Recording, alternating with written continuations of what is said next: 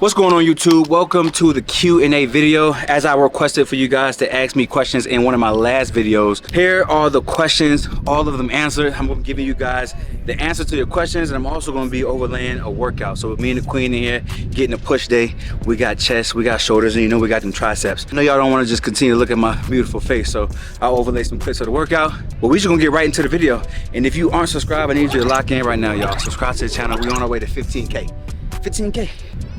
All right, let's get it. I'm trying to get my six-pack going, but don't know where to start to do so. Okay, that's not really a question, but I see where that's going. How do I get a six-pack? Here is my tips. Let me put a disclaimer out there. Everything that you hear in this video is going to be my opinions, from my experience, from my own knowledge, from, you know, my master courses and things like that, and just over my 15 plus years of being inside of this industry. So if I say anything wrong, just comment down below, tell me how wrong I am, or if you agree, comment down below, tell me you agree. It's how to get a six-pack. So the rules of getting a six-pack are very, very simple. All you need to do is make sure you're in a caloric deficit, make sure you are doing cardio, and then I'm gonna add on there, make sure you're lifting weights. When we lift weights, we train our core. No matter what exercise we do, your core is always going to be engaged. So prioritize that. But at the same time, make sure you're eating less calories than you need to maintain your body weight. A lot of times we start eating way too much food and our bellies get distorted. We don't digest food well. So make sure that you're in that caloric deficit, taking your calories down, making sure you are burning some fat. You got to do your cardio every day, people. I don't want you walking around thinking that you can just get a six-pack without cardio. Sure you can, but it's going to take you a very, very long time. So make sure you are doing cardio, you're in a caloric deficit, and you resistance train. Right, how would you get shredded if you work an overnight shift? That one's easy. I know guys who do work that third shift, that overnight shift. Basically what they do is they sleep during the day. So think about it like this. We all have the same 24 hours out of our day, right? What you decide to do in your 24 hours is up to you. Let's say you work the night shift and you're working from 5 o'clock till whatever time in the morning. That is your time to eat and consume all of your calories. And then when you go home, now you're back resting, you're getting some sleep, whatever you're doing, I'm not sure, but your day is gonna look the same as somebody else's. It's just the fact that yours is in the nighttime and theirs is in the daytime. So don't overcomplicate it and think you have to change some type of eating habits or change any supplementation. All you really need to do is prioritize eating all of your calories while you're working and a little bit after. Get your sleep, same as anybody else. You're just gonna be sleeping throughout the day. Now, if you can't because you have a family, that's gonna be a little more difficult. So I wouldn't take my advice from it because I don't work the overnight shift, but I know that's gonna be a lot harder for a lot of people to sleep during the daytime if they have a family to take care of. Basically, you have the same 24 hours as everybody else. So just eat throughout your nighttime shift, eat a little bit after, and then go to bed, and then wake up and do it all over again. Not sure if that's what I'm like. Nah, go ahead. Okay, so this one's a longer question. So how did you calculate the exact calorie intake you need? How do you know how much carbs, fat, and protein you need to get more shredded? How much salt should I take in a day and in a prep? How much water should I drink? Do you eat more calories on a training day, or do you keep the grind on 1,600 calories every day? For example, you're 12 weeks out. How do you plan the calorie intake 12 weeks out to the last day? Oh, gosh. Do you start with the high carb, mid fat, high protein? Really good content. Thank you. Oh, appreciate that. One of the questions was, do I change my calories and macronutrients on training days and rest days? No, I don't. I tend to sometimes, if I have a leg day, I might eat more carbs on that day. As the science says, you burn the most calories on your leg day. But for the most part, man, I just really eat the same amount of food every single day and just play it that course of the week. So no, I don't make all those manipulations. How much salt? I don't play around with salt too much. I just pretty much salt all my meals. You'll notice that if you play around with salt too much, you might screw up your physique. I don't really know. I don't know the science that well to tell you to manipulate your salt. I don't do it. My new coach doesn't do it. Therefore, I'm not gonna recommend it. How much water should I drink? How much water should you drink when? Just says how much water should I drink. I always recommend, as a male, I'm pretty sure that's a male accent. Was that a male? For the males, I always recommend 1.5 to 2 gallons of water. Just because, guys, we got these big bodies, man. We need to continue to give ourselves all the water we need, stay hydrated. You have a ton of water inside of your muscles, so I wouldn't go around trying to dehydrate yourself, and I won't be going around trying to drink 1 gallon a day.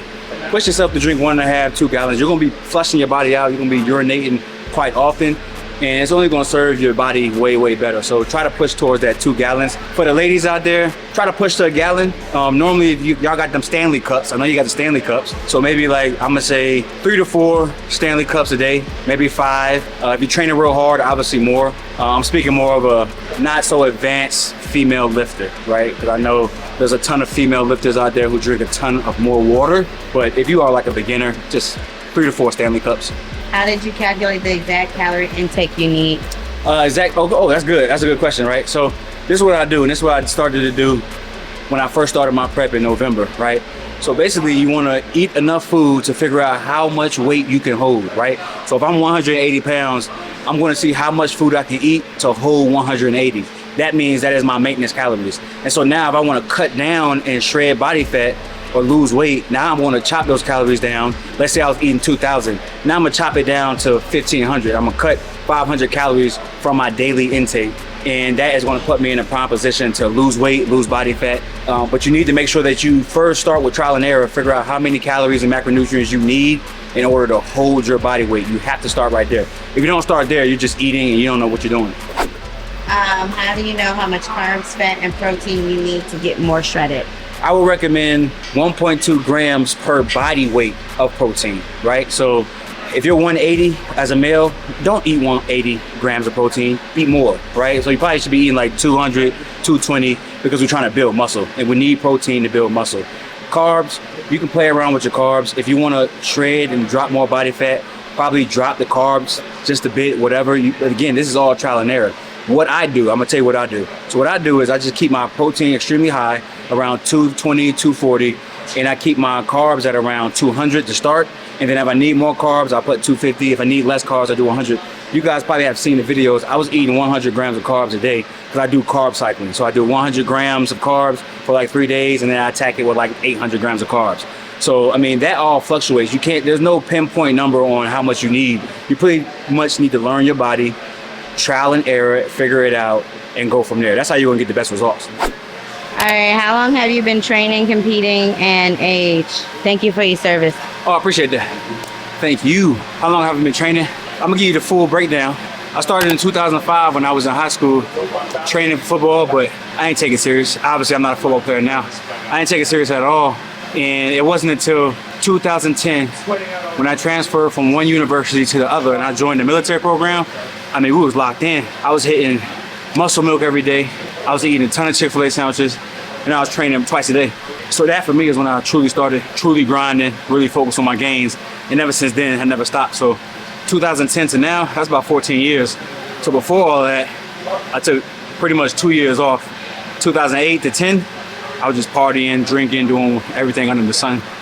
So yeah, 14 years, and then competing. I started in 2014 competing, did my first show, got 3rd place. And then I took 4 years off, and then came back in 2018, and I've been locked in ever since. So I'm 34 in 2 weeks.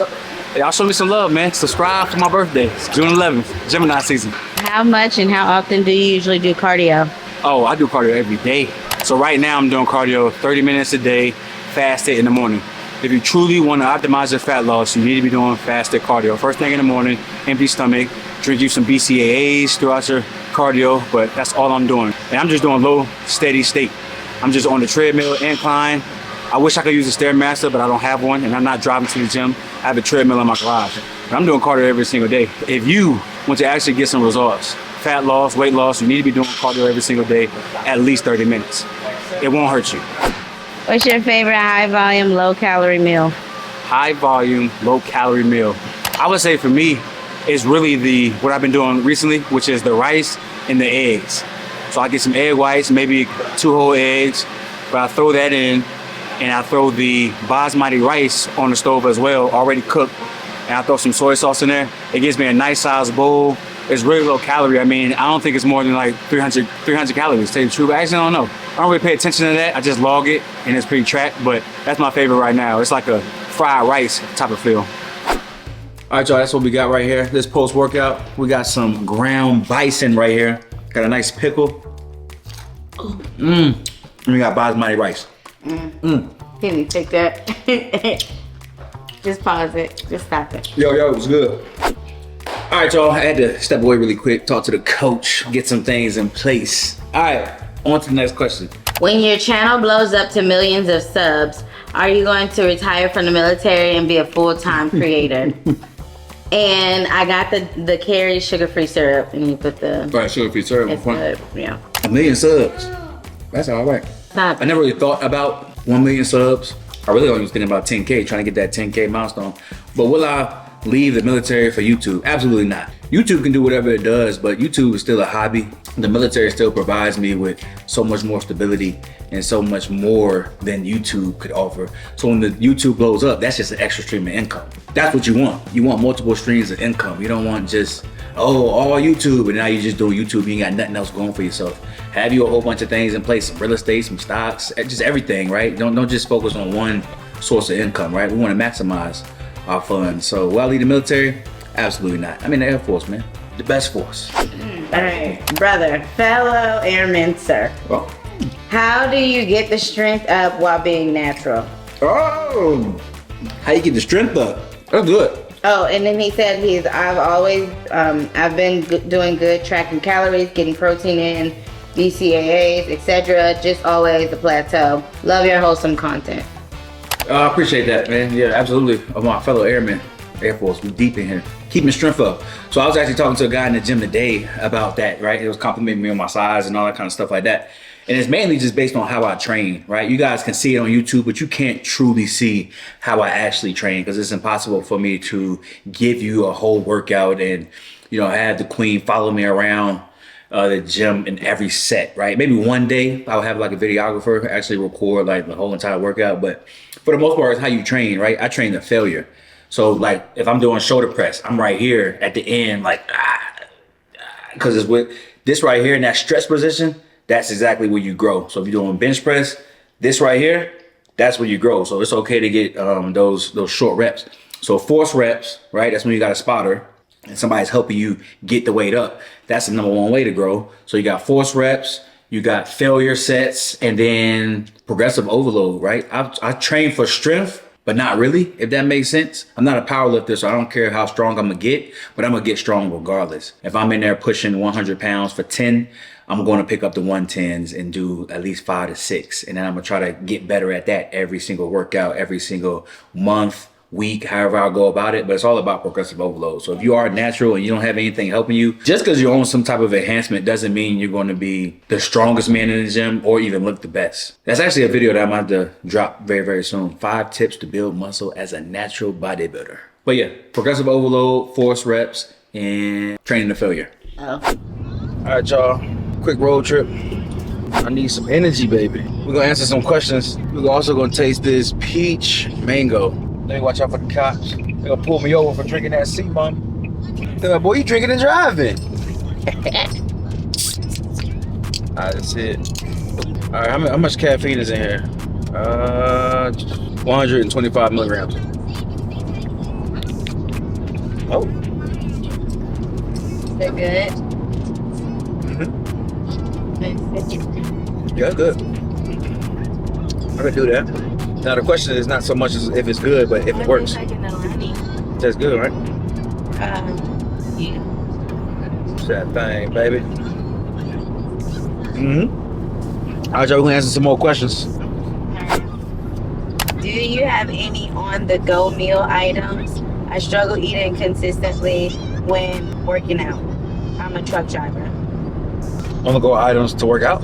On-the-go meal. Just meals in general? Items. Oh, okay. That's good. Yeah, so I travel a lot. I know how to eat on the go in the hotel room. Things I like to get, always, so I like to pack beforehand though. So I don't spontaneously just up and move, right? So beforehand, I like to have some rice cakes.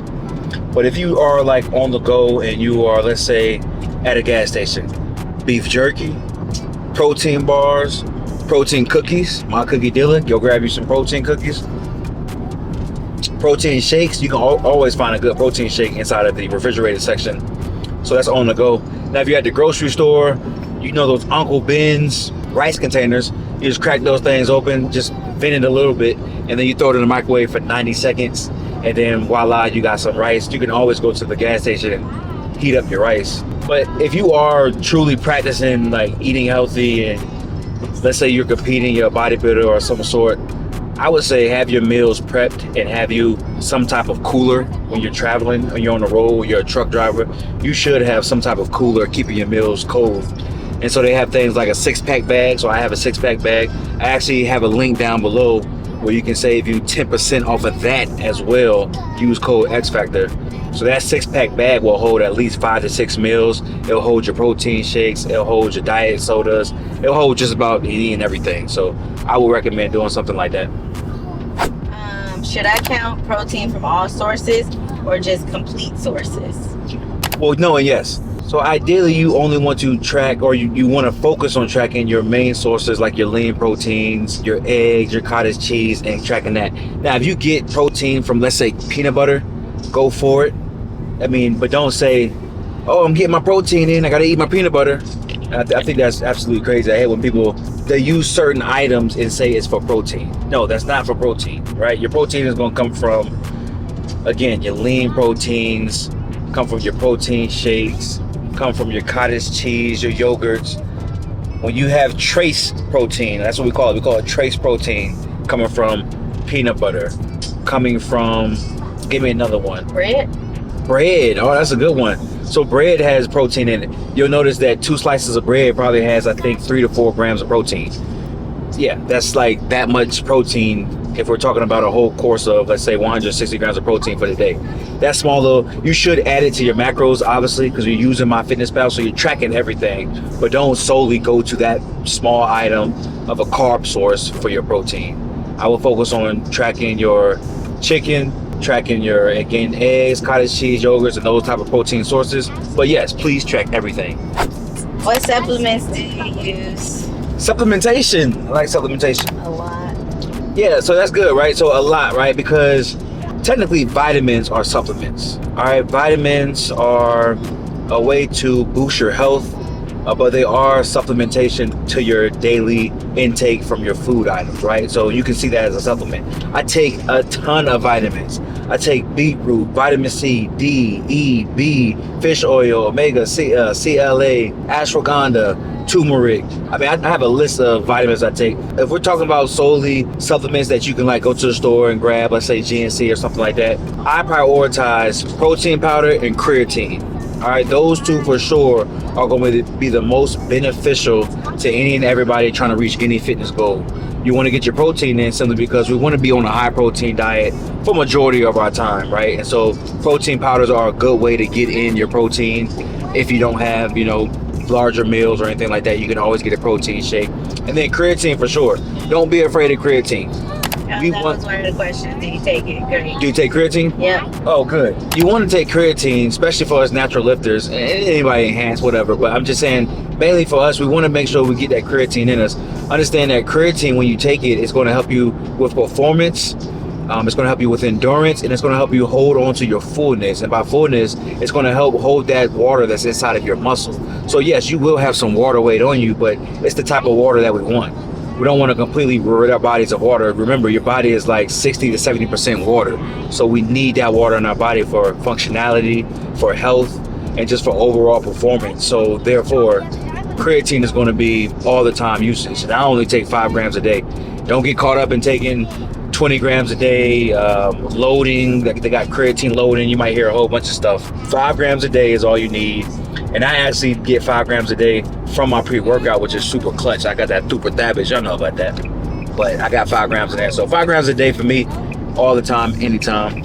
How to balance gym lifestyle when you have a girlfriend that's a foodie. It's been hard sticking to the cut right now while having events and a girlfriend, if you know what I mean. If you know what I mean. Boo, you a foodie? Yes. Okay. Well, you kind of a foodie, but then now you're watching, you counting your calories and stuff. But still a foodie. Still a foodie. So yeah, it's one of those days, man. You really got to, if y'all not on the same path, right? If you're trying to reach a certain goal and you're being strict on your diet and things like that, and your significant other, let's call it a significant other, your significant other isn't, they're just living their lifestyle, enjoying life, you gotta pretty much just ask yourself, how bad do you want it? And it's going to be all up to you on what you do. Temptation is temptation. But we have this word that I love to use. It's called discipline. Where's your discipline at? If you have a certain level of discipline and you keep it at a top notch, your significant other being a foodie has nothing to do with how you maneuver through life. Actually today, it's Saturday, right? It's June 1st. This is my birthday month. It's Gemini season. Coach hit me up and he said, hey man, no cheat meal today. I'm like, wait, come again? no cheat meal, right? So when And, you said no cheat meal. it's like, I'm like, wait, come again. So, you know, it's one of those things, right? I'm trying to be a professional bodybuilder, so therefore, it is what it is. I won't have a cheat meal. But my family is going to enjoy countless amount of foods today, because they're all actually foodies. They're going to go to Cane's. They'll probably go to Crumble Cookie. They're going to probably get some donuts. And they're definitely going to Smash Burger. You know, Christian loves Smash Burger. What am I going to eat? I actually don't know what I'm going to eat, but I will probably cry while they eat. But that's part of the discipline, right? I have discipline, and I'm gonna stay on point, because temptation ain't gonna break me. The devil can't get into this. Devil can't get into this brain right here. I'm working towards something. So basically, ask yourself, how bad do you want it? And continue to chase your goals. But I also like to stay strict. If I'm not getting ready for a competition, I like to stay strict for at least 5 to 6 days out of the week. And then I give myself 1 day to eat whatever it is I want to. So you can use that as the day that you enjoy all of the foods that you want to with your foodie significant other. Because you still can do it and reach your goals. You just gotta have the right strategy. Your strategy needs to be your nutrition weekly and your workout routine.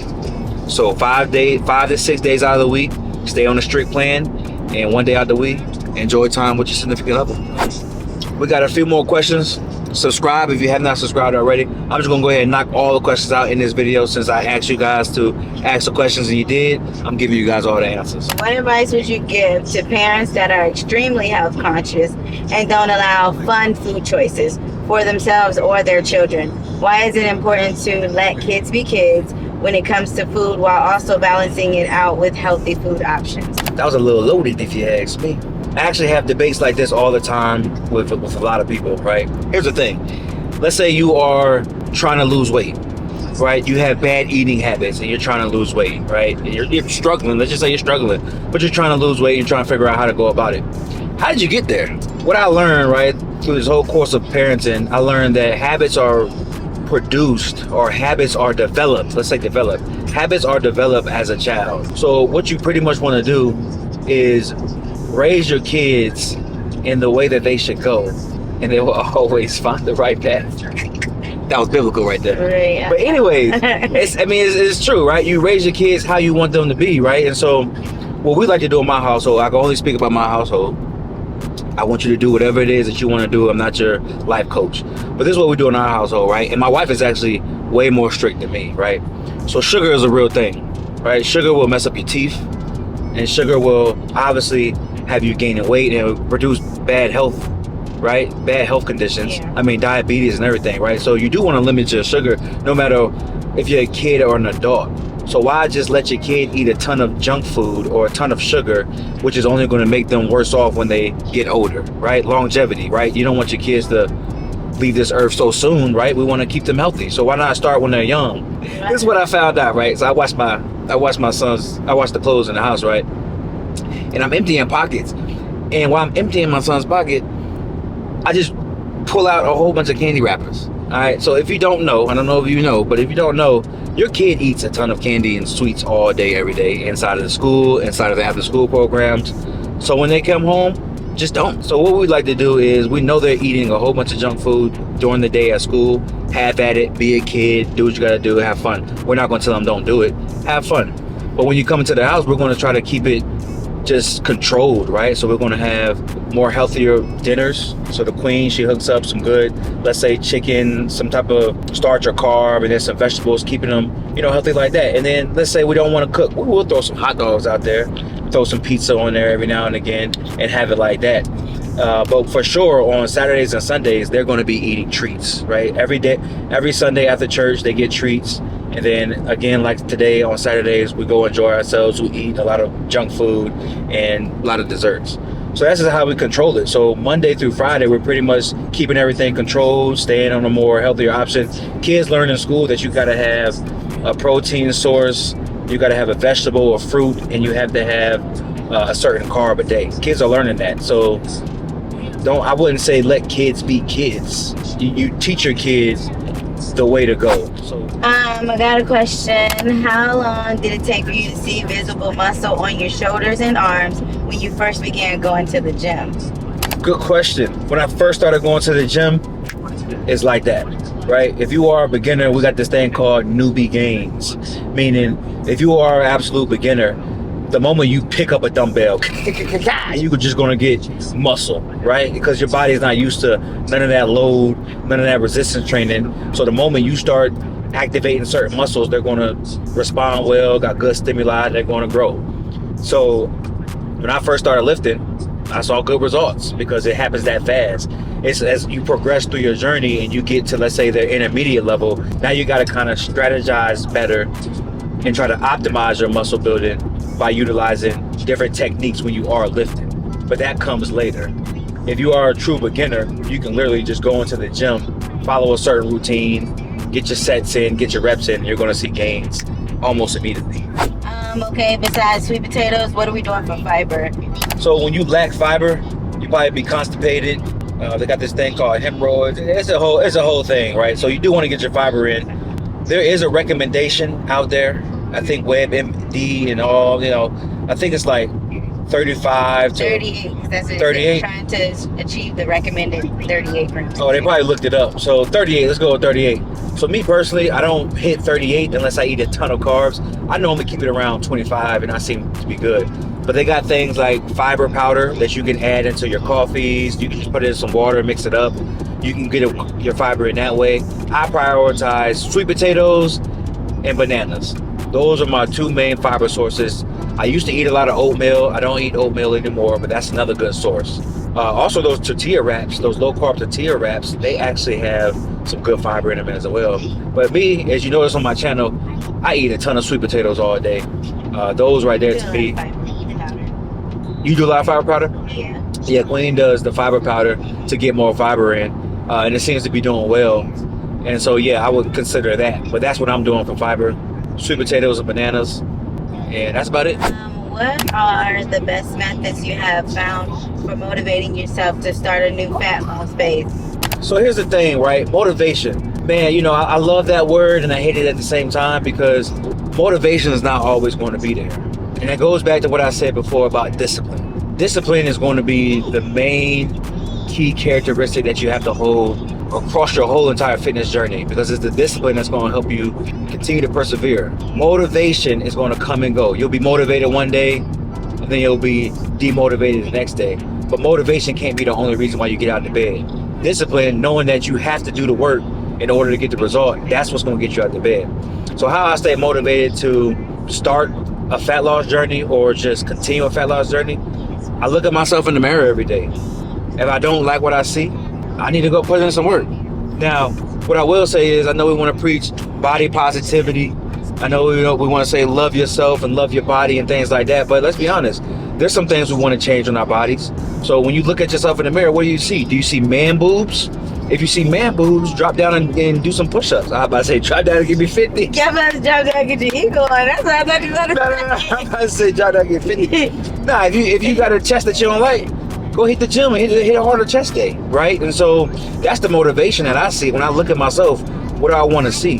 When I look at the scale, what do I want to see? And that's what's going to motivate me to keep going. But at the same time, motivation is not always going to be there. Some days I wake up, I'm like, bro, I'm not doing this cardio. But I am going to do the cardio because I'm disciplined to do the cardio. I know I have to do the cardio in order to reach my ultimate result. So that's what I'm going to do. But he also said, would love to know your tactics for having the right mental state throughout. Oh, my tactics. Yeah. Oh, let me see. Tactic. That's a good one. That's probably a tactic. Here's some tactics that I use. I have a structured routine every single day. And that's what I stick to. It's like a to-do list. This is what I have to do, and this is what I'm going to do, and I'm going to get it done. And so my number one tactic is to have a structured daily routine. $1 million routine, right? So for me, wake up 4:30 every morning, step on the scale, check out the physique in the mirror, go downstairs, take some pics for the coach, go do my faster cardio. When I'm done with my faster cardio, I sit right down in the chair right beside the treadmill. I don't even give myself time to go into the house. I sit down in the chair right beside the treadmill. I read 2 or 3 chapters in the Bible. When I get done with that, I go in the house, I make my wife her coffee, I might look at some emails, I might touch some YouTube videos, whatever the case. Then when I'm done with that, get the kids ready, drop them off, go to work, When I'm done with work, I go to the gym, and I come on, you see what I'm saying? It's a routine. I just follow a certain routine, and I don't let anything steer me away from the routine. Now, there will be life and obstacles that happen, and so when that does knock you off of your path, you just have to find ways to navigate around that obstacle. But again, it's gonna go circle right back to what do you see in your mirror and what do you truly want? And if you figure out what you truly want and how bad you want it, you'll figure out ways to go around obstacles and how to reach your goal.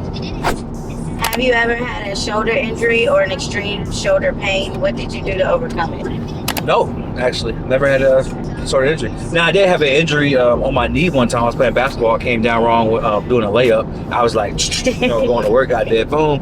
You know what? Back in 2000, back in 2013 or 14 or 15, one of those years, I actually had some lower back pain because I was doing some deadlifts. What I basically did was back up off of those exercises that irritated that specific body part. So anything that actually played around with my lower back, I just avoided those exercises. And then the same thing for you. If you got a shoulder injury, it's going to be extremely hard for you to do anything upper body simply because all of the lifts are going to consist of you using your shoulder. So that's going to be a hard one. I was watching the bodybuilder. I wasn't watching the bodybuilder, but I heard about the bodybuilder, Jeremy Potvin. He actually was bowling, and this is not too long ago. He was actually prepping for a show. He was actually bowling, and he tore his whole bicep. And now he can't work out anymore. It is what it is. You got to sit out and you got to let it heal. So if you do have any type of injury, I wouldn't just continue to play on it or work out on it. What I would do is take that time to heal so you can get at least 80 to 90% and you can get back right back to it. But don't just try to ignore that injury because it's only going to get worse. And last one, I need to add more cardio into my schedule. Would you recommend doing the cardio right after a workout? If so, how long and what kind? What I'm going to tell you is it depends on your goal, right? So if your goal is, let's say you want to build some strength, yes, I would do cardio after your workout, let's say 20-30 minutes. But are you trying to lose weight? I don't know what you're trying to do. If you were trying to lose weight, sure. If you're just trying to keep your heart healthy, yeah, you can do about 15-20 minutes after your workout. You know, low steady state, just walking on the treadmill. Maybe you gotta get up to an incline, just do it like that. But if you're trying to like optimize your fat loss, I would highly recommend you do faster cardio. You get your butt right out that bed and you get down there and do some cardio, go to the gym, do some cardio. Doing your cardio fasted is the best way for your body to use the fat while you are working out. So you're gonna burn it off. So it really just depends on your absolute goal. My goal is always fat loss and holding on to my muscle. So I do faster cardio so I can prioritize fat loss, but I also don't want to burn through my muscle. So I do low steady state cardio and I sip on some BCAAs so I can hold on that muscle. Now, if I'm just chilling out, let's say it's an off season, I'm just having fun in life, just living a healthy lifestyle, I'm going to do my cardio post workout. Now, the queen actually does her cardio before bed, which is not bad. You can actually do your cardio after your last meal, and that should be beneficial too. And you'll notice that you'll have probably better sleeps. And if you don't have better sleeps, maybe try to implement some melatonin or something like that. But there's all different ways to get more cardio in. I would recommend getting some type of cardio equipment for your house. It'll make it so much easier just to go to the garage, do cardio in the morning or cardio at night. But if you don't have any of that, yes, I would say just continue to do your cardio after the workout. Low steady state, you don't have to do nothing crazy. But figure out what your goal is. That's the first step.